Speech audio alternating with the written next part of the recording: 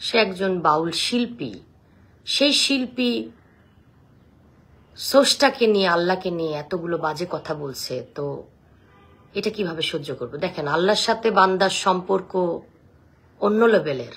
এটাকে নিয়ে সংজ্ঞা দেওয়ার মতো ক্ষমতা আমার হয়নি, আমি অত বড় পর্যায়ে যাইওনি। তবে আমি বলবো যে সৃষ্টিকর্তার সাথে বান্দার যে সম্পর্ক, সেটা কিন্তু একেবারে অন্যরকম। সেটার সাথে কোনো কিছুর তুলনা করা যাবে না।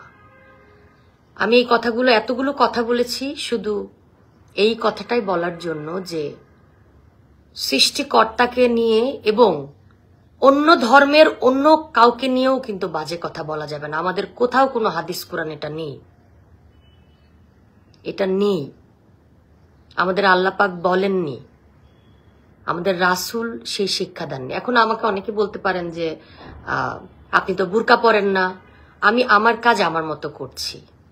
আমি একজন শিল্পী হিসাবে আমার কিছু ভক্ত শ্রোতাদেরকে কথা বলছি যেটা আমি জানি। আমি আমার দায়িত্ব আমার জায়গায় পালন করছি, আপনি আপনার দায়িত্ব আপনার জায়গায় পালন করেন।